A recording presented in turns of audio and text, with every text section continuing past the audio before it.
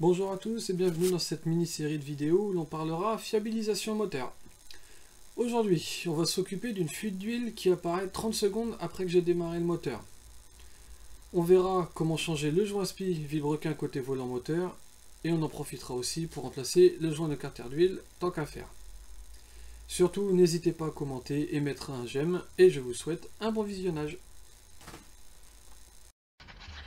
Tu sais, parce que tu as au-dessus, c'est de pas trop toucher au-dessus. Ah, Parce que tu as la portée ici ah, aussi. Tu l'as pas, et au-dessus, la portée, elle n'est pas touchée. ouais, on n'a rien. Non, au-dessus, rien. C'est bon. Non, Tu sais, moi, j'aurais mis comme ça, regarde. non, Dans le non, fond, on a regardé ça. Et là, tu l'as bien au fond. Devant, ça va. Essaye derrière encore un peu. Essaye de le mettre tu sais, comme ça. Là.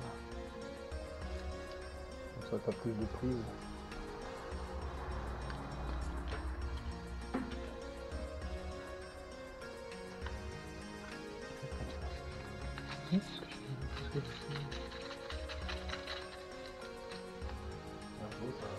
Ça sort.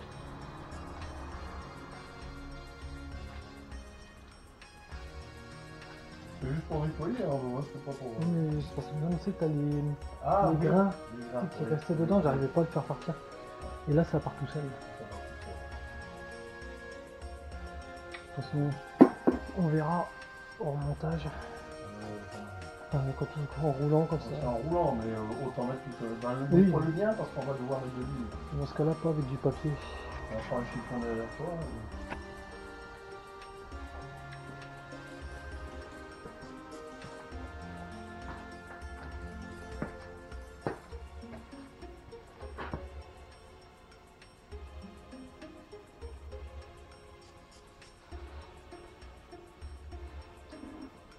On va bien voir. Ouais, nickel. Donc, la tonne que je lui ai mis, tu sais, t'as toutes les cochonneries qui sont parties. Ils sont partis. Après, il n'y a plus qu'à sécher, quoi.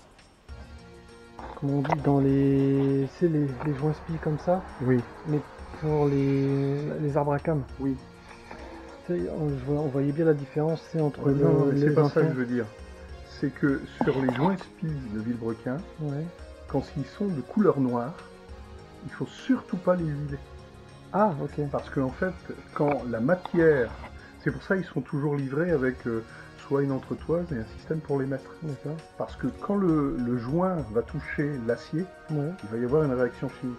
Oui, ok. Alors que les joints marrons, et qui plus est ceux qui sont renforcés comme celui-ci, Mhm. il faut vraiment les huiler à l'extérieur et à l'intérieur. Oui, ok. Le joint, le vilebrequin et l'extérieur.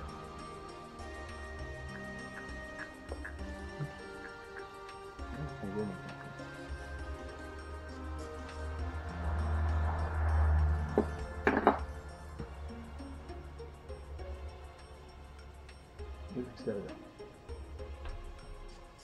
À dos, voilà, et avec les 2 pouces, voilà. Ouais. Voilà.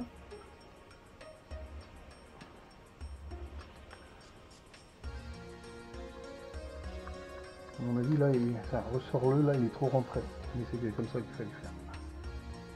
Ah, Ça va pas couper. Pas d'outil. Bon, bah là, tu... il va rentrer d'un coup. Ouais. Bon, attends, on va tapoter là. Attends, avec un magnet, je vais chercher le magnet. Tout doucement, avec Ouais. ce côté-là. Et tu vas en descendre.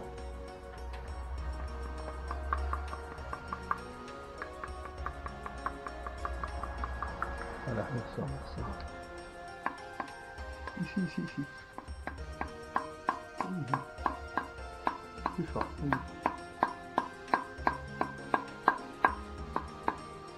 Encore un peu, ici. Regarde, tu vois là, il est rentré, mais pas ici. Un peu plus fort.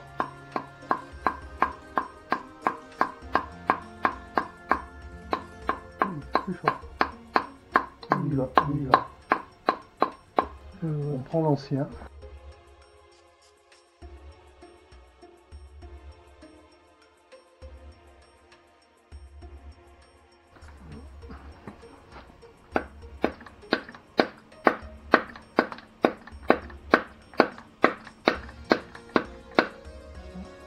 Vas-y, encore un peu. Tu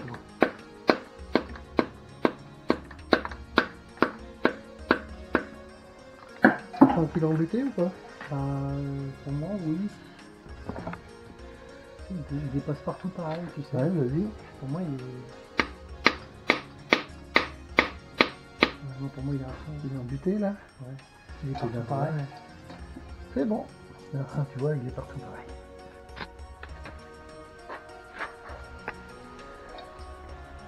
Alors.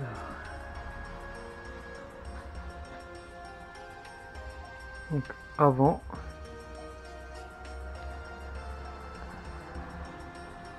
Après.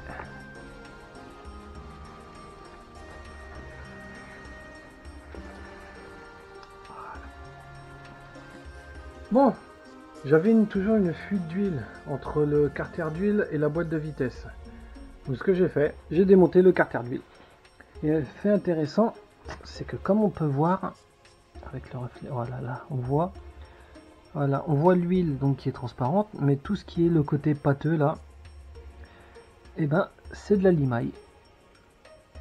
Et je crois que j'avais déjà entendu parler de ça, c'est quand tu refais tout à neuf à l'intérieur, tu as toujours un rodage à faire, ce qui est normal, mais tu as toujours voilà, cette espèce de résidu là, qu'on voit là aussi. Ouais. Donc finalement j'ai bien fait de le démonter, déjà pour deux raisons, je vais changer le joint tout autour, et je vais bien le nettoyer pour vraiment repartir sur de l'huile neuve, et que ça aspire pas, la pompe, et que la pompe à huile n'aspire pas de cochonnerie. Alors un truc que je viens de découvrir, en comparant un peu, tu sais, les deux joints, et j'osais vraiment pas y croire jusqu'à ce que je le vois de mes propres yeux. Regarde un peu l'épaisseur. En fait, j'aurais dû changer le joint à chaque fois que je démontais le carter d'huile.